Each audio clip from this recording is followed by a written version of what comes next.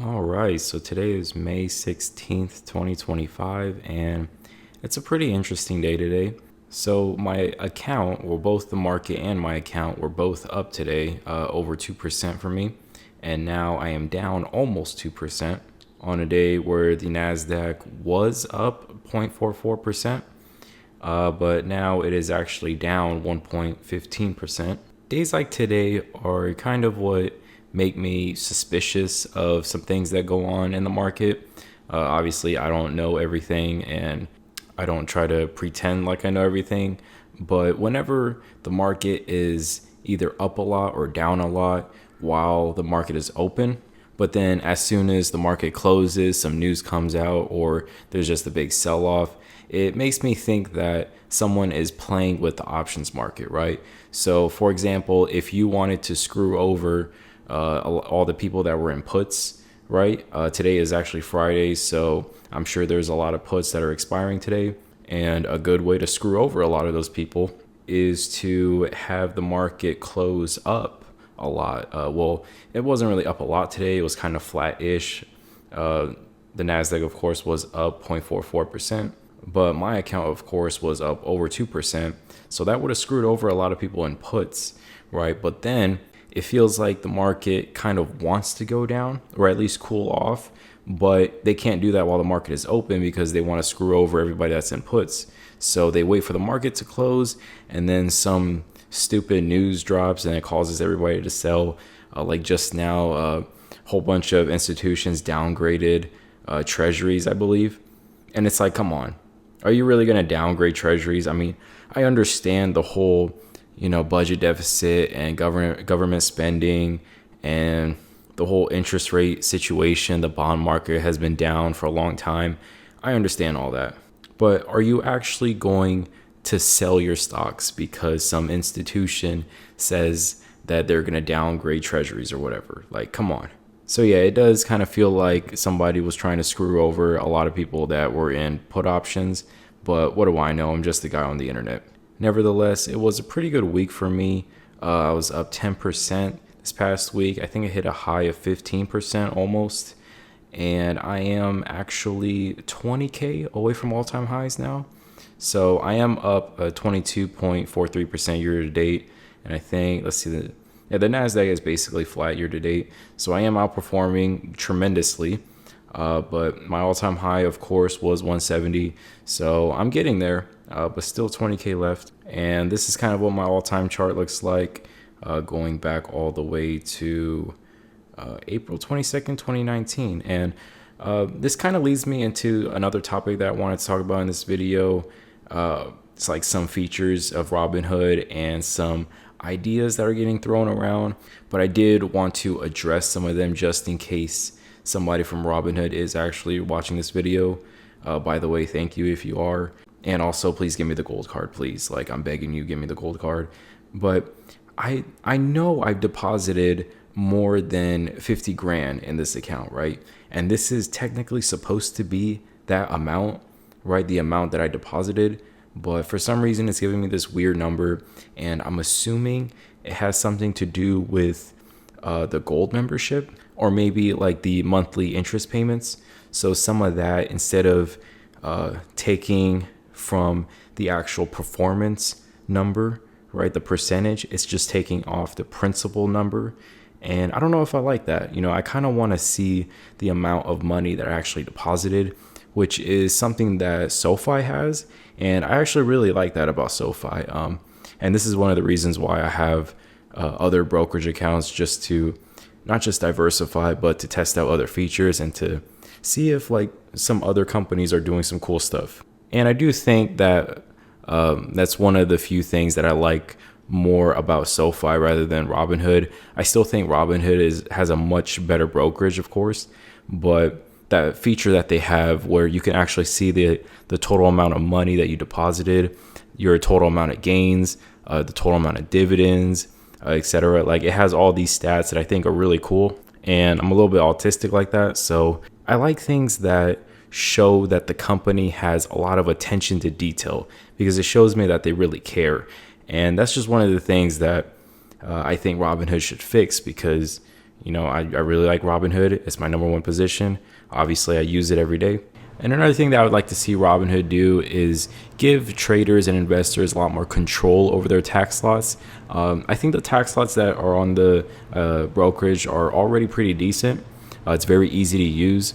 And I can't think of any other brokerage on the mobile app wise that does that. I don't use every brokerage, so correct me if I'm wrong in the comments.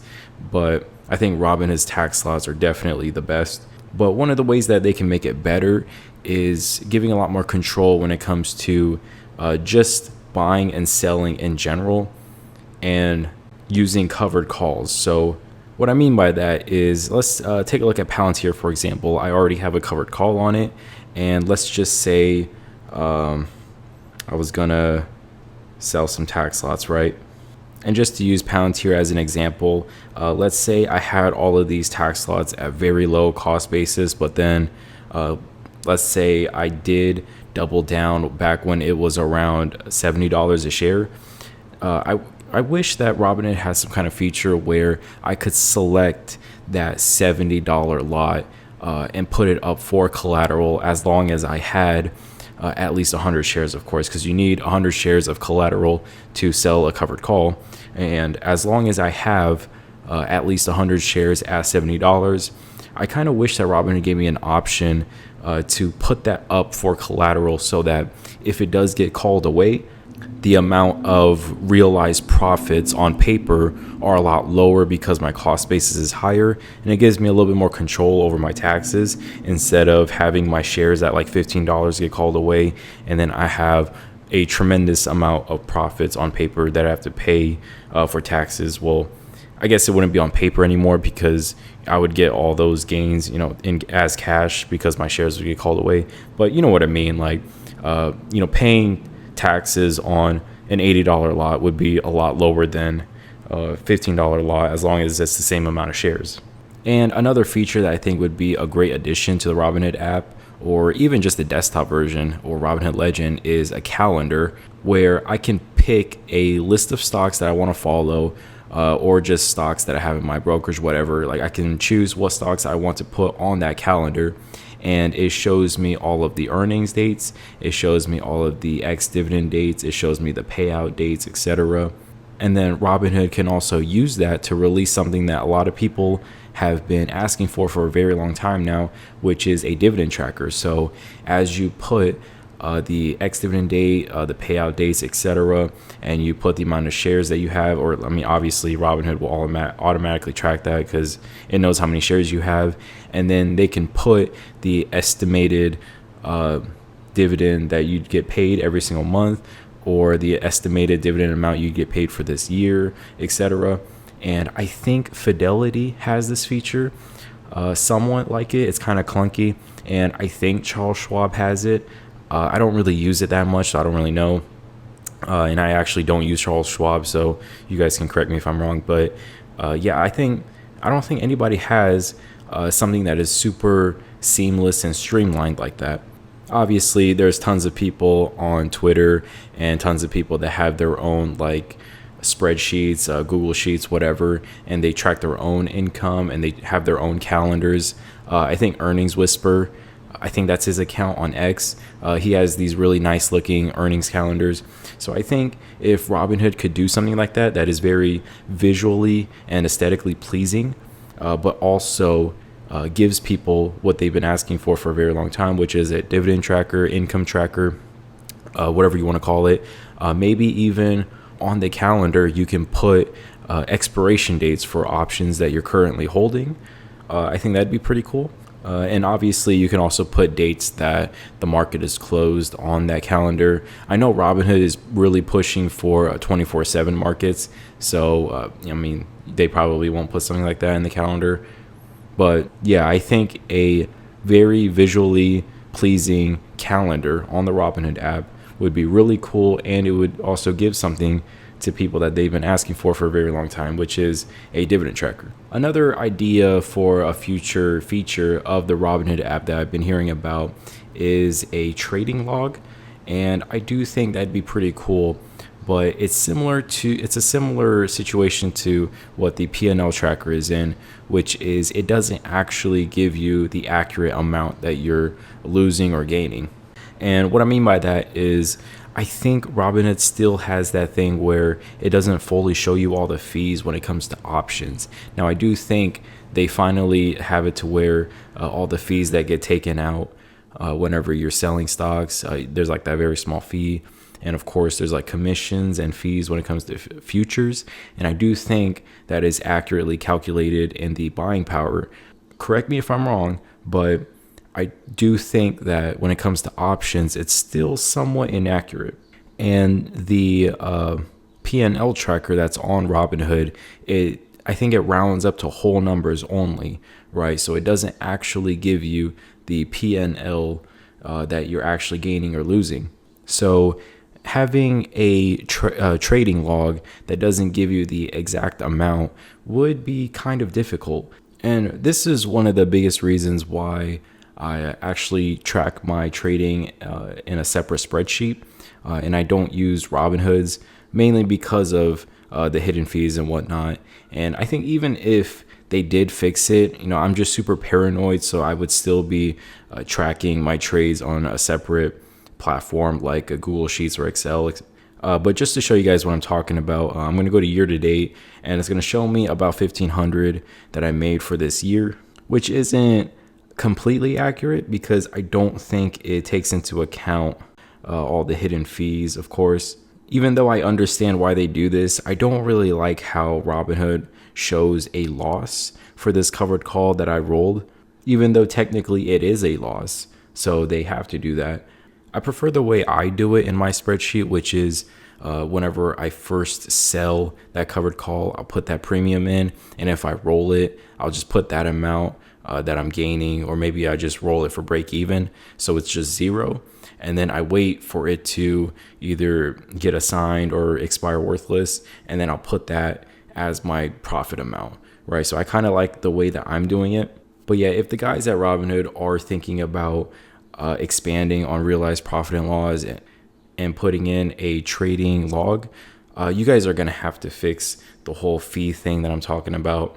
It's specifically for options. And you're also going to have to fix the realized profit and loss, of course. And I mean, you guys know I love Robinhood, but I got to keep it real with y'all. That's the only way that Robinhood is going to improve, if you give honest feedback. So some other ideas that I'm hearing get thrown around are copy trades, whether it's an AI recommendation or more of a social media platform where you can track like the best traders and then copy their trades.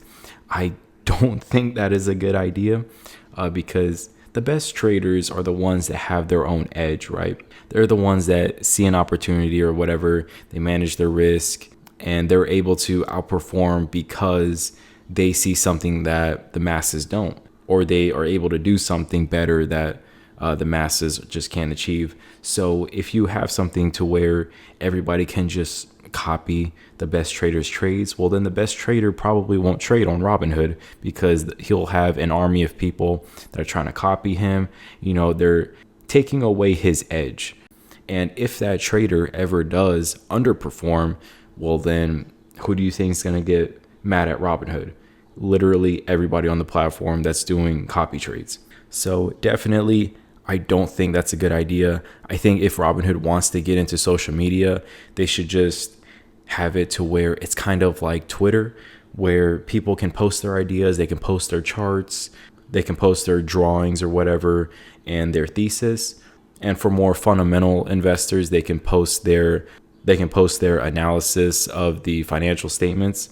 And that would also be kind of cool if Robinhood had something like Yahoo Finance that updates the financial statements and keeps a record of it. And then, fundamental investors can write up their thesis on this social media board or whatever it's going to be. I think that's a decent idea, but I don't think they should have a feature that automatically copies trades. And another idea that I've been hearing about, something that I definitely don't think should happen, is a Forex daily leverage. No. Do I even have to explain why this is a bad idea? Like, I am all for leverage and margin and option trading futures trading, all of that. I am all for it. But when you start getting into more and more and more leverage, you start taking on a lot more risk. And like I said, I have no problem with Robinhood getting into credit cards, maybe even getting into loans in the future, or of course options, futures, etc. I have no issue with that. But trying to give traders even more leverage on top of what they already have, that just doesn't sound like a good idea to me. I think Robinhood is on a great path right now. They have a lot of growth, both financially and just the improvement, right? I'm seeing a lot of improvement on the app, so that's on an uptrend. Obviously, their financials are on an uptrend, so I think they're already on a good path, and I don't want anything to screw with that. And when it comes to leverage, I think they should just focus more on expanding the platform, like the features that they already have, like futures, the gold card, of course. Like I've been begging you guys to give me one. So give more users the gold card, give more users more things to trade, right? Because I don't think Robinhood has all of the things that are on the futures market, right? I think Robinhood also only has currency futures, so you can't actually exchange currency, which is something that Robinhood could definitely expand on and create a multi-currency wallet. So for example, if I wanted to have like a USD stablecoin and then trade it for I don't know, like the Japanese currency stablecoin, because I'm going to go to Japan or whatever. Like, I think that would be really cool. And then I can use Robinhood as my wallet for whenever I travel and then I spend the Japanese currency. I think that'd be pretty cool. And I don't really remember where I left off when it comes to my transaction history, so I'll just kind of go over, I guess, a lot of it. But I did, of course, have that Palantir covered call from before that I made over $500 on. I made a little bit of money off of Amazon, not as much as I could have if I just kept holding. As you guys can see, I sold at 192 and it's like 202 right now, and I think I hit 210 earlier or something like that. But of course, I bought another Google share. I got my TLT dividend. And of course, I bought a little bit more REPX. I sold a Palantir covered call for just over $1,000. And then with that, I bought Pepsi, I bought REPX, and then I got my American Express dividend. I sold most of my win. I could have, like similar to Amazon, if I just held on a little bit more, I could have made a little bit more money. But it is what it is. I sold most of it. I just kept a little bit of shares. Most of it is pure profit. So I think my yield on cost on win, even though it's only like 3 shares, it's like 5% or something. So it is what it is. Of course, I closed my Russell 2000 micro futures contract. I made just over $195. And then, of course, I sold most of my Royal Caribbean, but I am holding on to Norwegian Cruise Line. And of course, I sold another covered call on Palantir. Well, actually, no, this one's a roll. So I actually rolled down the strike. So it still has the same expiration, but I just rolled the price down. So as you guys can see, it was 150, but I rolled it down to 110 just to collect some extra premium. And mostly because Palantir has just been such a hot stock lately. Well, it's been such a hot stock for a long time, and the gains are just stupid. And it's my number 3 position. Literally, my top 3 positions are the entire equity amount of my account. Like if I literally sell all the other stocks that are in my account, that would pay off all my margin, and just my top 3 would be my equity amount. That's how big my top 3 are. And just to lower my risk a little bit in Palantir, I just decided to roll down that covered call strike, of course, collect about $1,600 in premium. And of course, I'm doing my little test on the event contract, so I just bought one contract. I don't really like to speculate on the contracts, so I just do like one and to test out that feature. I also unfortunately bought TLT before the news event that happened today, so I could have saved a little bit of money if I just waited, but it is what it is. I bought a little bit more TLT. I bought a lot more Nike, and I'm also going to get 7 pennies from Costco today.